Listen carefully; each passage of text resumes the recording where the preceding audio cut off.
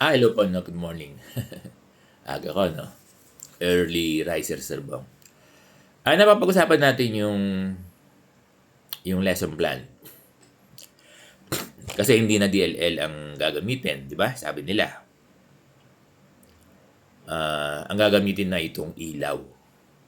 No? I for intentions, L for learning experience, A for assessment, and W for ways forward. Sa inyo naririnig yung ways forward. Samahan ko sa mga conference, no?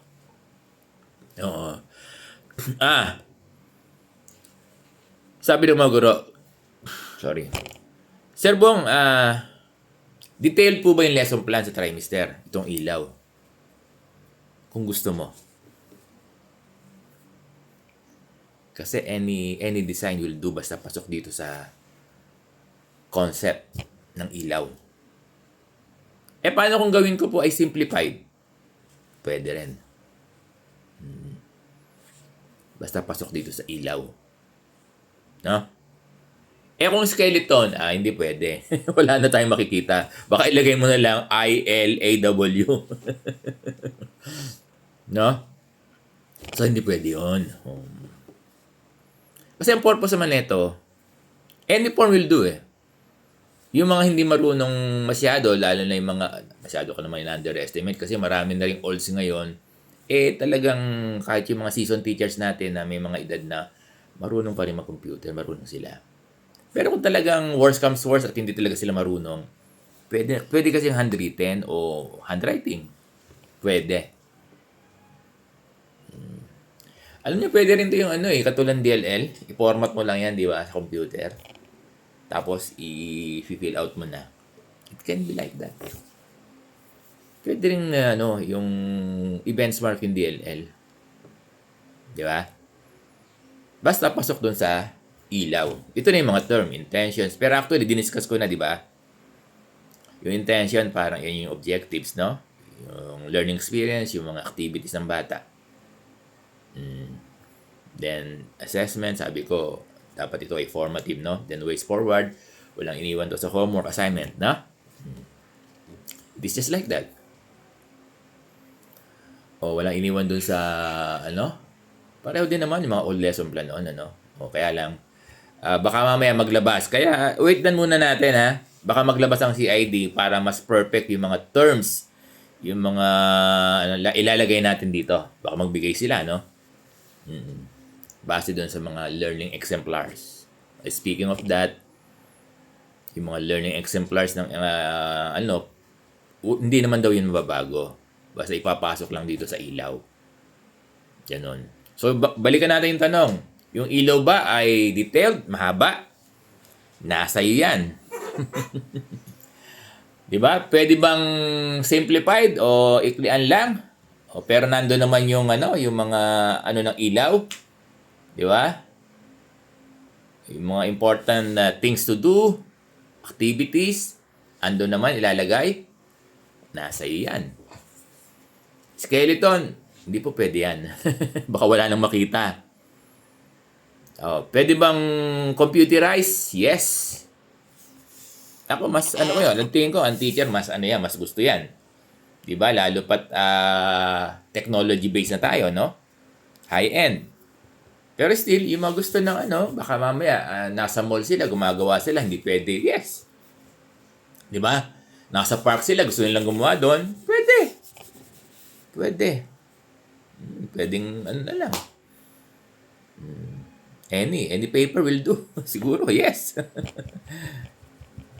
Nasa yan? Kaya lang, ang modification yan, nasa respective master teacher nyo, department head, principal nyo. Pero dapat yung mga nag-check ng mga lesson plan, dapat alam nila yung concept, thoughts, everything about ilaw. Diba? So, nasagot ba yung tanong nyo? Kahit paano, nag-guide tayo?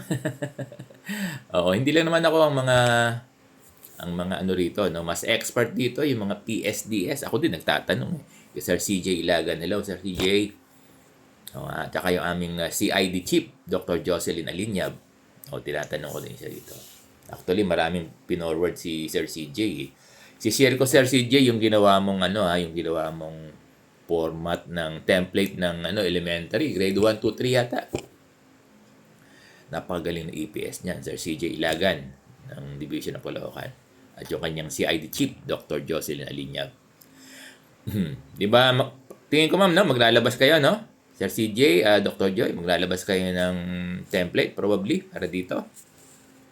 Tingin ko gagawa sila, no? Papagawa sila sa mga master teacher. Hindi, joke lang. Then, si Sir CJ, siya gumawa nung lesson plan. Isi-share ko sa inyo kung papayag Sir CJ. May ginawa siya na sample lesson plan ng grade 1, 2, and 3 yata, no? At pag meron ako materials, magtatanong muna ako kung pwede ko i-share. Okay? So much with ilaw.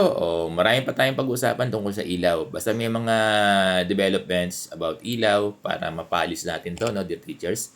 Kasi importante ito. Ito yung pinaka-Bible natin, Bible nyo kapag kayo nagtuturo.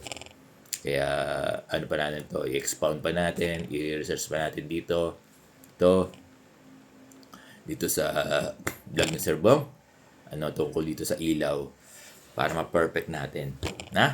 Ma-perfect nyo pala. Hindi si Sir Bong.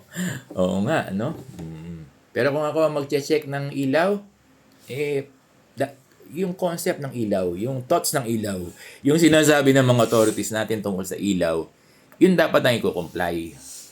Diba? Dapat yung mga department headmaster, teachers, principal, hindi dapat nagsasarili. Kung ano yung general thinking, general thoughts, general implementation ng ilaw, dapat yun ipatupad. Huwag nagsasarili. Kasi pag nagsasarili, diyan nagkakaroon ng complication Nahihirapan yung teacher. Napakadali, pwede namang simplified, sabi, pinapahirap ng mga principal nyo. Baka magalit sa akin yung Association of Public School Administrator of the Philippines, Master teacher, sabi, pwedeng simplified. Ginagawa niyong complicated, di ba? Department head, sinasabing simplified, pwede.